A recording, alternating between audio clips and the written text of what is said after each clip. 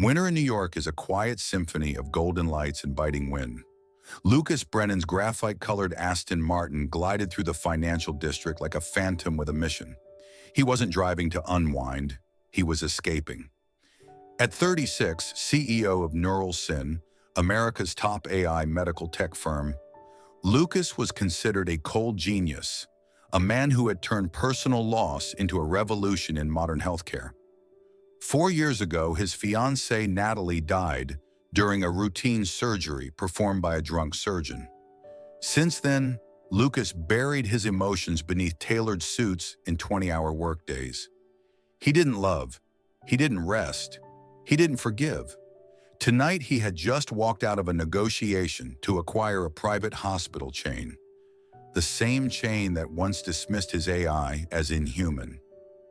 Now they'd accepted, out of fear, greed, or market pressure. But Lucas didn't feel victory, just emptiness. Wind howled between skyscrapers as he turned onto the Brooklyn Bridge, the sound blending with an old voice in his head. You thought working harder would save me, but I didn't need saving. I needed you to live. Dim lights, slick roads. Lucas lost control in a heartbeat. The car spun out, tires skating across an invisible layer of black ice. A screech, an impact. Glass shattered. The airbag exploded. His body slammed into the wheel. The world went dark. Everything stopped, except for the crackle of burning metal and the sharp scent of ozone. This wasn't the end. It was where the story truly began. Sienna Carter pulled her white lab coat tighter as she stepped through the revolving doors of St. Jude's emergency department. A sharp gust of cold pierced through her like a warning. She was used to New York winters, but not this sense. This gut-deep feeling that something awful was coming tonight. Night shifts were always unpredictable, but snowy nights? That was disaster's favorite setting. Car crashes, snow shoveling heart attacks, hypothermia, broken bones. Patients poured in like waves, and every one of them carried a life she was sworn to protect. At 30, Sienna had been a nurse for 8 years, long enough to know life and death often hung on a heartbeat, but still young enough to feel her own heart race with every incoming siren. Single vehicle collision, male, unconscious at the scene, a medic shouted as doors slammed open. Trauma room 2. Carter, you're primary, said Dr. Emery, nodding her way. Sienna pulled on her gloves, her eyes scanning the man as the stretcher rushed in. He wore a blood-soaked designer suit. His face was battered, hair matted with blood, and yet his presence was unmistakable. She knew that face. Lucas Brennan, CEO of Neuralsyn. The man now unconscious on her gurney was one of the most influential figures in modern medicine. And right now, he was just a bleeding body.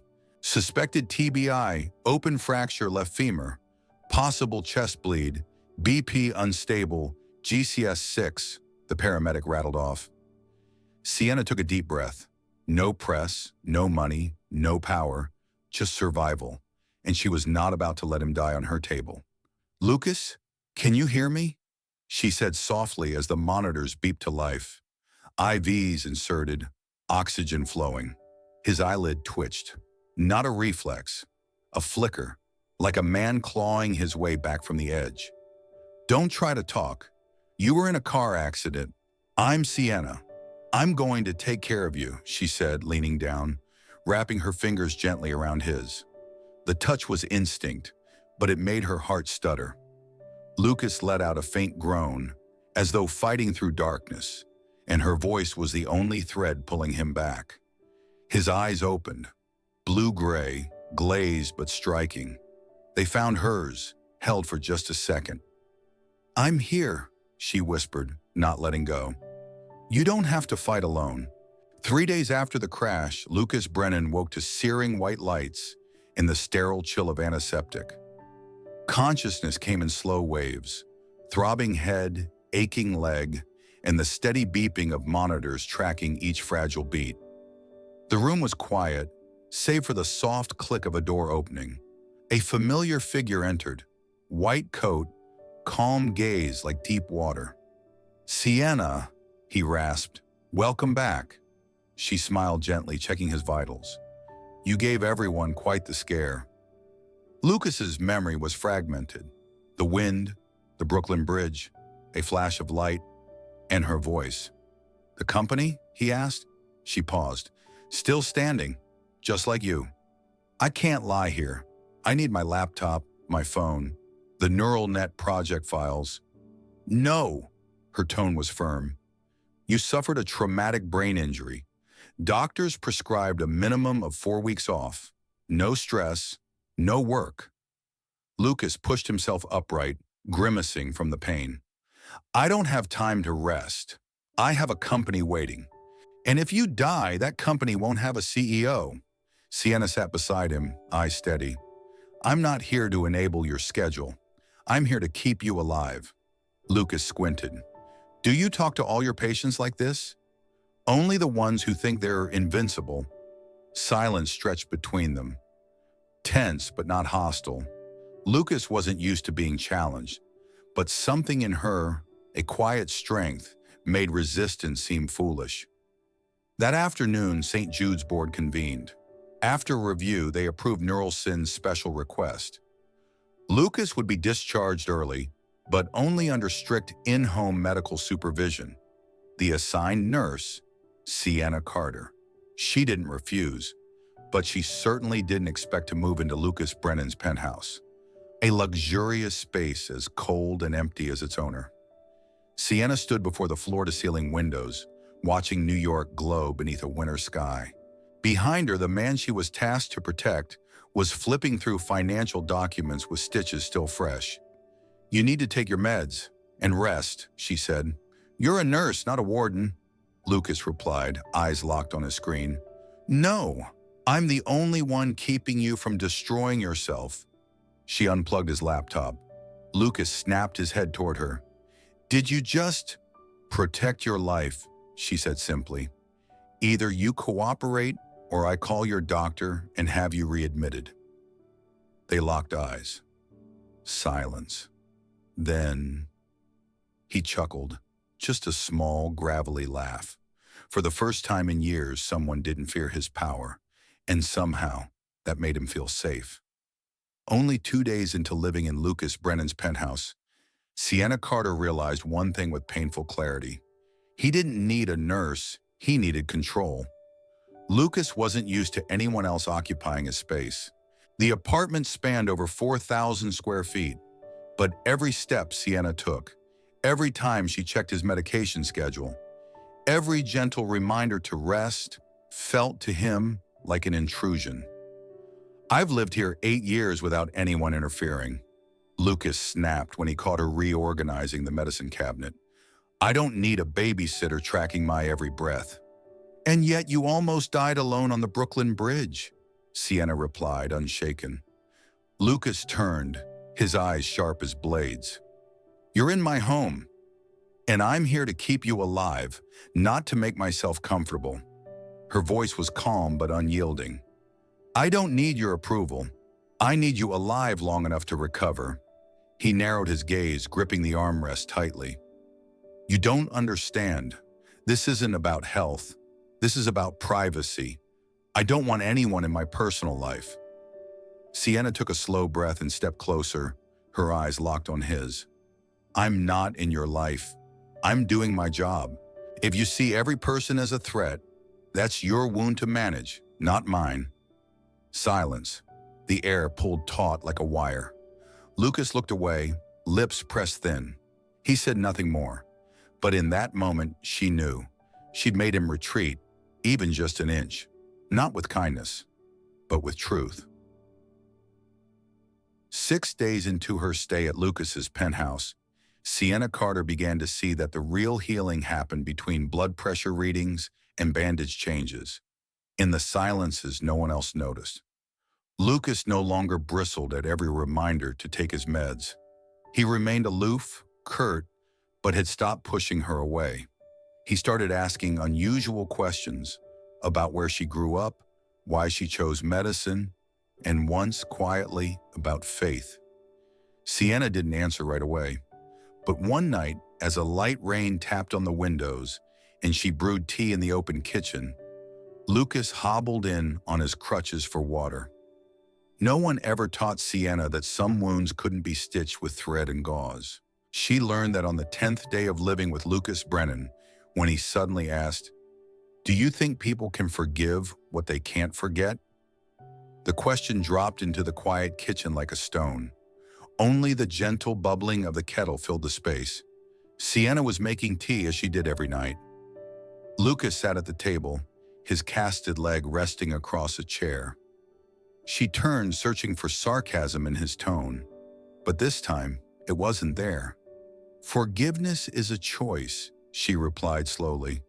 "Forgetting is a reflex. You can choose to forgive and still remember forever."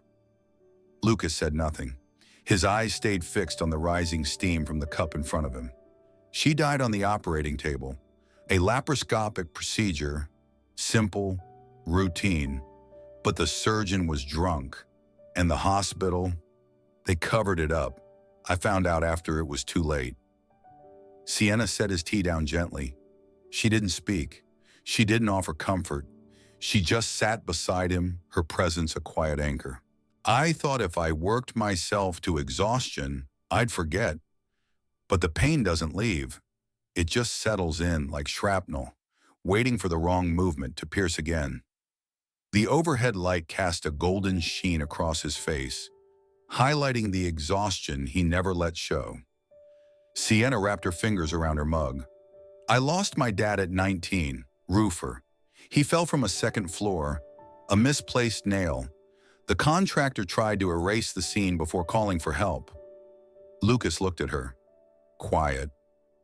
"That day I swore I'd become a nurse, so people wouldn't die because someone else stopped caring." For the first time, his eyes didn't calculate or assess. They understood, not with logic, but with grief, a kind of recognition that only those who've lost truly share. From that day, something shifted between them, not with grand gestures, but in the smallest of things. Lucas stopped pulling away when Sienna steadied him. He let her play soft music while she changed his bandages.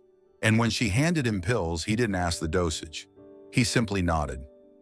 One afternoon, as sunlight spilled through the drapes onto polished floors, Lucas sat in his armchair reading. Sienna approached, stethoscope in hand. "Wait," he said, voice gentler than usual. "You mentioned once you were good with data?" Sienna blinked. "I took a few AI and hospital systems courses, just out of curiosity." Lucas nodded. "Could you look at the neural net 3.0 response simulations? I'd like a different perspective. No command, no control, a genuine request." And Sienna smiled, pulled up a chair beside him, and opened the binder. In that moment, the cold, echoing penthouse felt just a little warmer, not because of heat, but because two people were quietly, carefully moving toward each other. They didn't have to name each other's pain. The understanding lived in their eyes, in the easy silences between words, in the way they both knew when not to speak. Lucas Brennan, a man who lost his fiancée to medical negligence. Sienna Carter, a woman who lost her father to one careless nail.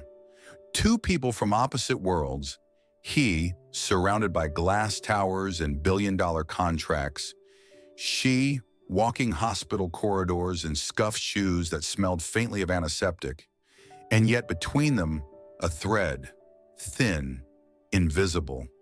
Not love, not duty, but a shared wound that hadn't fully healed, and a mutual vow, never to let someone else suffer as they once did. Lucas looked at her as if seeing someone clearly for the first time, not through profiles, resumes, or roles, but through quiet resilience. And Sienna, for the first time, didn't see Lucas as just another patient, but as someone also trying to relearn how to live. It was a windy evening. Sienna was helping Lucas finish his physical therapy, knee bends, balance work, small, painful motions. His shirt clung to him, drenched in sweat. His jaw clenched with each movement, but he didn't complain. "Just 10 more seconds. You've got this," she encouraged, hands steady at his knee. Lucas gritted his teeth. The pain wasn't just physical, it was the helplessness of a man who used to control everything, now relearning how to stand. When they were done, he collapsed into the chair, chest heaving. "This is the part I hate most," he muttered, "and yet you never skip it." Sienna wiped the sweat from his forehead. Lucas opened his eyes. In that instant, his gaze shifted, from patient to something far more human, far more vulnerable. Before she could pull her hand away, he leaned in and pressed his lips softly to hers. For a heartbeat, time stopped. Even Lucas didn't know why he leaned in, only that for once, something stronger than control took over. The world fell away. There was only breath and closeness and something too deep for words. Then she stepped back. Her face stayed gentle, but her eyes changed, torn, startled, guarded. "Lucas," she whispered, "you shouldn't have done that." He looked at her. No apology, no defense, just silence and a hint of something fragile in his expression. "I'm sorry," she said, barely audible. "I need time and space." She left the room, and Lucas sat alone in the dim light, aching in places his body hadn't touched. 3 days passed in awkward silence before an uninvited guest arrived. Blake Monroe, Neural Sin's co-founder and Lucas's longtime partner. He walked into the penthouse as if it still belonged to him. "You look worse than I expected," Blake joked. "Nobody taking care of you?" Lucas didn't flinch. "I'm fine." Blake scanned the room. "Where's your nurse? Or has she become something more?" Lucas's grip tightened on the armrest. "Watch your mouth," Blake smirked. "I'm just concerned, Lucas. You're letting personal emotions cloud your judgment. The board is asking questions. Why is our CEO gone for over a month? And why do your recent decisions feel uncharacteristically soft?" "You mean human?" Lucas shot back. "I mean you're losing your edge." Blake dropped a folder onto the table. "The board is meeting next week. If you don't return to active leadership, they'll appoint interim control. I've been nominated." Lucas stared at the folder. He said nothing, but his eyes darkened. "Are you really going to risk the company for a nurse?" Blake asked coldly. That night, Lucas sat alone on the balcony, the wind slicing through his robe. In his palm, a photo, the original neural net sketch he and Blake had scribbled on a whiteboard years ago. Behind him, the sliding door creaked open. Sienna stepped out, blanket in hand. She didn't speak. She draped it over his shoulders, gently. "You're shivering," she murmured. Lucas turned to her. "Blake's right about one thing. If I choose you, I could lose everything." Sienna sat beside him. "And if you don't choose what makes you feel alive, then you've already lost it all." Silence, but not the kind that pushes people apart. This one pulled them together. Lucas didn't kiss her, and she didn't touch him. They just sat there, close enough to know. The line had blurred, but the feeling, it was real. The message arrived at 5 a.m. Special board meeting, 10 a.m. today. Agenda, review of temporary suspension of CEO Lucas Brennan. Lucas read every word like they were carved into his skin. He wasn't surprised, not after what Blake Monroe had said to him 3 days earlier. But what caught in his throat wasn't the risk of losing his position. It was the look in Sienna Carter's eyes when he handed her the phone. She was silent, for a long time. At last, she placed her hand flat on the table, gentle but decisive. "Maybe it's time I leave." Lucas stared at her. "No." "Lucas," she interrupted, voice low. "If they're going to use me to destroy you, I can't sit by and let that happen. This isn't your fault." But it's my presence. Her smile was soft and aching. I came to help you heal, not to destroy everything you've built. Lucas stood and stepped closer. You didn't destroy anything. You're the only reason I'm still breathing. Sienna looked up, her eyes red but steady. I love you, Lucas, and because of that, I have to walk away. She left just before sunrise, leaving behind a silence no sound could fill. 7 a.m. Floor 32, the boardroom, walls of glass, a digital display showing Neuralsyn's fluctuating stock. Lucas entered. His dark suit couldn't hide the bandages on his shoulder, but he stood tall. No cane, no nurse. Blake sat at the head of the table, offering a polite nod, one that didn't reach his eyes. Lucas, one board member began, we received a formal concern submitted by Mr. Monroe. He expressed doubts about your leadership capacity during your recovery. Additionally, she hesitated. There are reports of an inappropriate relationship with a private healthcare provider, breaching our ethical standards. Lucas was silent. One beat. Then he slowly stood. You know who I am.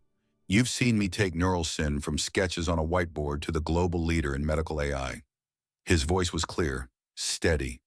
I won't deny I've been recovering from a serious injury. And yes, during that time, I've been under the care of a nurse, a woman who not only saved my life, but reminded me why I started this journey in the first place.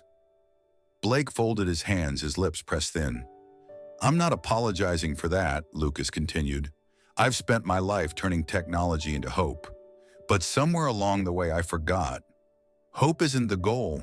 Life is. And she, the woman you call a threat, reminded me of that. No one spoke. Lucas exhaled slowly. If you believe I'm unfit to lead, I will step down, if that's what this company needs. But if you still believe in the man who built what you're sitting on today, then I'm still here. Silence stretched across the room. Then one of the older board members, Mr. Mendel, finally spoke. I once watched Lucas work 40 straight hours to save a rural hospital in New Orleans from shutting down. I still believe in him, and I don't think a man can do that unless he's capable of leading. Several others nodded slowly. Blake said nothing, his jaw tight. That afternoon, Lucas returned to the penthouse. The place felt just as it had the morning he woke after the accident, empty and cold. He sat down, eyes resting on the teacup she once used. Then he stood, picked up the phone, and dialed.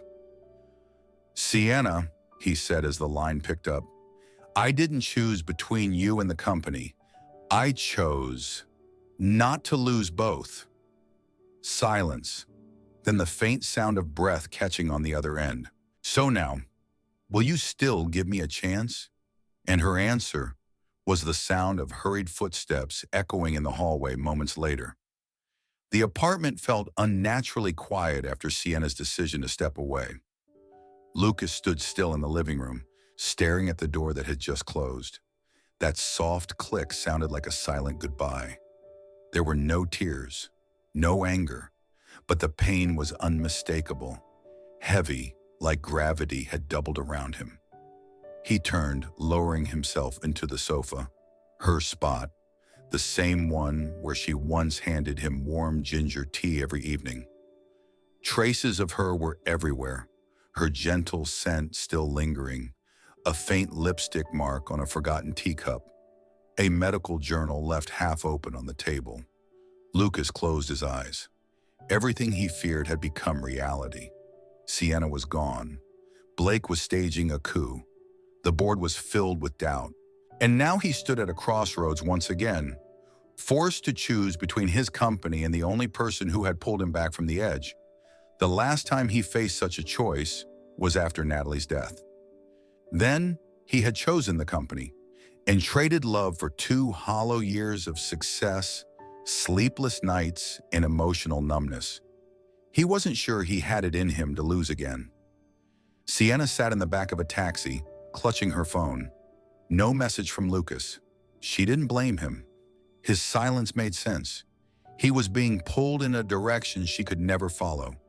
She leaned her head against the cold window, But the chill outside didn't compare to the hollowness inside. "I'm not leaving because I'm weak," she whispered to herself. "I'm leaving because I won't be the reason he falls apart." She remembered the way he had looked at her when he said, "You're the reason I'm still breathing." And she believed him. But sometimes loving someone also meant knowing when to walk away. That night, Lucas opened his laptop and stared at the 10-page strategy Blake had left him. It was neat, well-planned, profitable, but line after line, all he saw was one thing: the complete absence of people, of heart, and that wasn't the neural sin he had built. He stood walking to the glass wall, looking out over the glowing cityscape. Somewhere in that maze of light and lives, someone had just walked away, for his sake. "I won't lose you," he said quietly, a vow whispered to the night. This time he knew he had to choose again, not between love and ambition, but between an empty life and one worth living. Lucas stood alone in the empty boardroom. The pale fluorescent lights reflected off the cold glass table. Just hours ago, this room had been filled with accusations, doubtful glances, and questions about his fitness to lead. Now, all that remained was silence. He rested his hand on the back of the chair, the one reserved for the head of the company. 10 years, a decade driven by ambition, control, and numbers. But no number had held him when he lay unconscious on the street. No business plan had kept his heart beating, except the hands of a nurse named Sienna. He had everything, and nearly died alone. Now he was alive, but about to lose her. Lucas closed his eyes. Her words echoed in his mind. "I came to save you, not to be the reason you fall apart." He opened them again, and for the first time in his life, he feared losing not a company, but a person. He knew he couldn't have both, and this time, he would choose the thing that made his heart still beat. Not power, not shares, but Sienna Carter. Lucas stood in front of the worn wooden door in a modest Brooklyn apartment building. The hallway smelled of paint, takeout food, and life, far removed from the world he used to rule. But tonight, it was the only world he wanted. He knocked. Once, twice, 3 slow breaths. The door opened. Sienna stood there, hair loosely tied, a thin coat over her shoulders. Her eyes held surprise, and something that looked dangerously like hope. Lucas didn't apologize. He didn't fumble for words. He looked straight into her eyes and said, "I don't want to live in a world where you don't exist." Sienna didn't move. So long he thought she might close the door. But then she stepped aside, and just like that, his world had her in it again. They came back together, no longer nurse and patient, but 2 people choosing each other freely. Lucas no longer needed her to survive. He needed her to live. And Sienna stayed not out of duty, but because she believed love could exist between equals. A week later, they sat side by side in a small off-site conference room. Below the new Medical Light Fund proposal, Sienna's idea was one signature: Lucas Brennan. "We'll allocate 5% of quarterly profits to fund community health care and frontline support," Sienna explained to the strategy team. "Not because charity is trendy, but because we forgot why medical tech exists." Lucas nodded.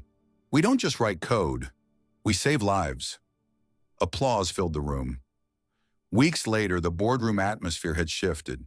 Lucas entered with a folder, calm and steady. "Before the vote on my position as CEO," he began, "I'd like to present something." The screen lit up. Payroll logs, emails, internal records.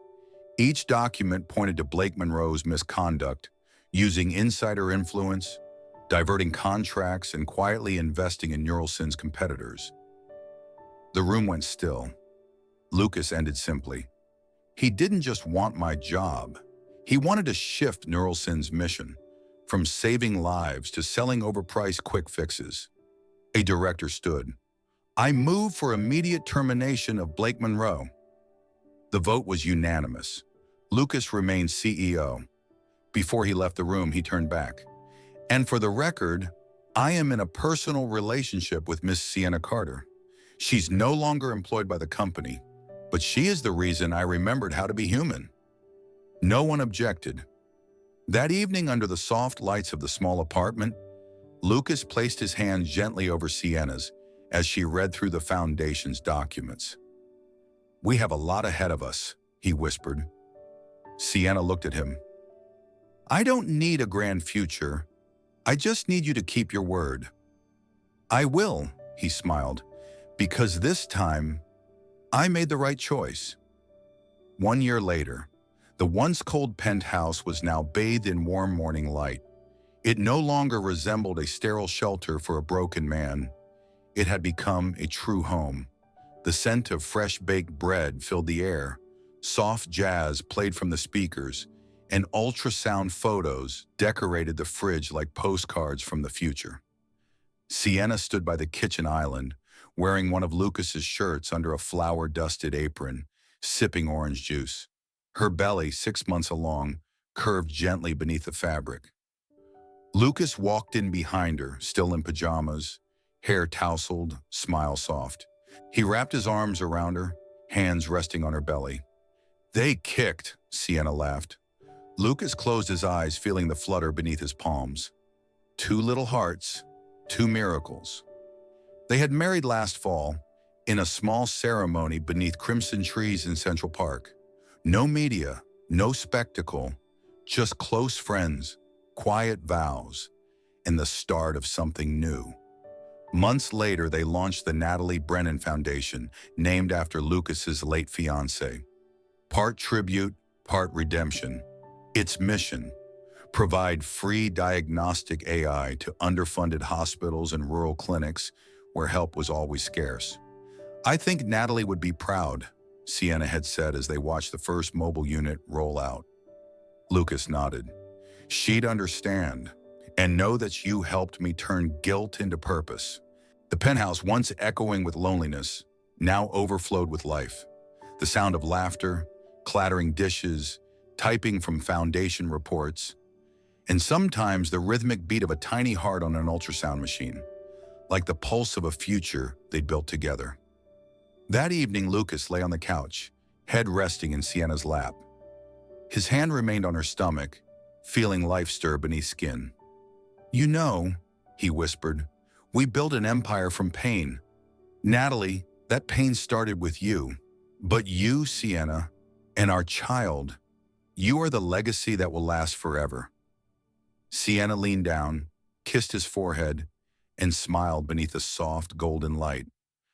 And the video faded to black, leaving one final image. A man who once lost everything, now holding the whole world in his hands.